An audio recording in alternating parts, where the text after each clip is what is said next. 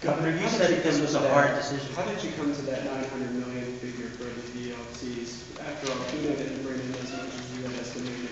Plus, you have all the gambling industry reporting that their profits are down through this recession. Plus, you have all the surrounding states that have all their gambling. How did you come to that $900 million? We arrived at that by taking the most conservative estimates and the most liberal estimates and coming down on the side that is toward the conservative end of the estimate range. So we think the numbers that I have put forth today are conservative. We could have chosen to use more expansive estimates and still been within the range of realistic, using realistic assumptions, but we have chosen to use the more conservative estimates regarding what this would bring in. Now there was someone over here, and I'll stay here as long as you want me, so. Thank you.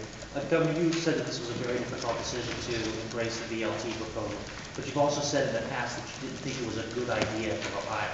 Is this, should we read into that this is a bad idea that you felt that you ultimately had to embrace? Well, I think it's the best choice among several difficult options that were available to me.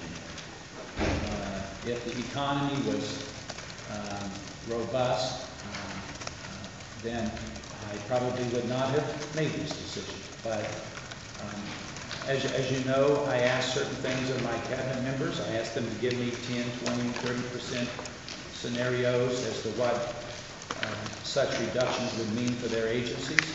And after looking at those very, very carefully and realistically and understanding the difficulties that we were going to have in achieving a balanced budget, I had certain options that I could consider, and this seemed to me to be the best option among difficult choices. Governor's off-track betting part of the plan? Is off-track betting. We want the activity to occur on site. Only on the site. I think that's what we're planning on in terms of the numbers that I put forth to you. We think those resources can be achieved without allowing the off-site operation. 2,000 slots at each track. That was the Racing Commission proposal. Is that? I don't know that we have arrived at that particular number because obviously we will be entering into various negotiations, and I don't think that at this point we're going to be that specific. Is House Speaker Bush on board with the slots plan? You'll have to ask the Speaker. I can tell you that earlier this morning I shared with both Speaker Budish and President Harris that I had reached this conclusion. What was their reaction, Governor? That they listened respectfully, and I will not, and nor should I, express to you what their opinion of this proposal would be, and quite frankly, I would defer any questions regarding their opinion to them. Are you confident you can do this without a vote of the people? And who would run the VLTs, the Lottery Commission or the Ohio State Racing Commission? Do you know that? I think we would need to do this through the Lottery Commission. And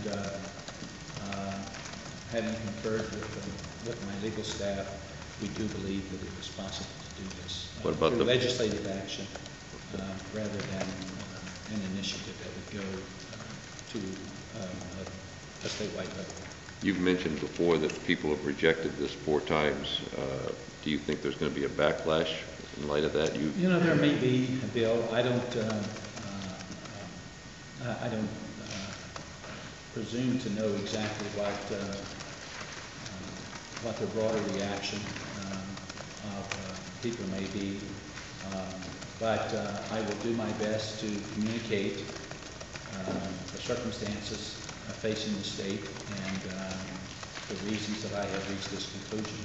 And then, obviously, the people, as they always have the right to do, will reach their own conclusions. Is there a licensing fee that the tracks would pay up front? Do you know what that would be?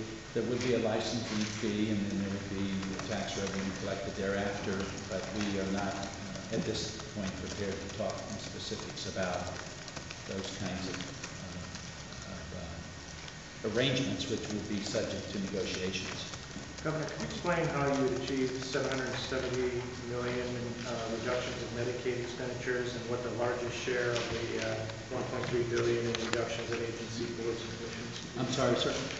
Well, first, how do you achieve the reductions in Medicaid expenditures? Does that mean reduced services under Medicaid? There will be some reduced services, but let me tell you that following this press conference, my staff will be meeting with appropriate staff from the two caucuses, House and Senate caucus, and later this afternoon we will put up a website, OBM will put up a website which will provide line by line information regarding how we have put together this framework and what it will mean in terms of funding for specific line items. You say at this point what services would be affected under Medicaid? I would like not to get into those specific things because it will be obvious once the budget line items are made available for you. Governor, I noticed on number on reduction in department